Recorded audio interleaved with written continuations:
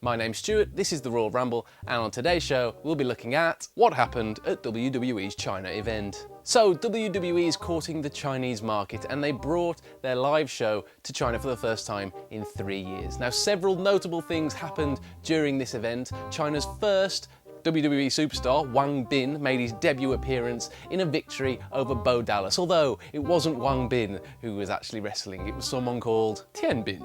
This isn't too much of a departure from his actual name, although some Chinese fans sitting around me were audibly heard asking one another, why is she calling him Tian Bin, not his actual name? Furthermore, WWE should probably get on the same page when referring to Wang Bin or Tian Bin or Bin Wang or whatever they're saying, because according to what Triple H told me prior to this event, you will see Bin Wang in action. Well, I didn't. You gave me Tian Bin, not Wang Bin, or Bin Wang.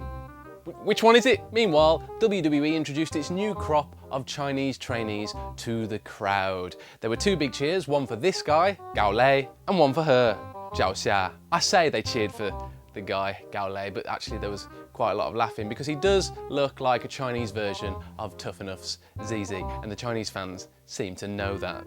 But due to them being Chinese, they were immediately over with the crowd, which means I guess we can expect an NXT tour in China at some point in the future. As for the show itself, it was a solid show. The fans were very knowledgeable, although there were a few patchy gaps in the seating. But this is part of the course for American sporting leagues or groups or franchises who want to enter the Chinese market. They find it very difficult to create a fan base. NFL has found it very difficult to market the sport here. MLB, even more difficult, even less successful than NFL. The UFC will not hold an event on the mainland until they can guarantee a full crowd in an arena. So the WWE is already leaps and bounds ahead of its competition, let's say. As for domestic competition here in China, let's just say WWE has none. A Shanghai-based organisation called the Chinese Wrestling Federation, or CWF, which is perhaps the best known brand out of all the Chinese wrestling organisations, which isn't saying much. We're attempting to cash in on WWE's presence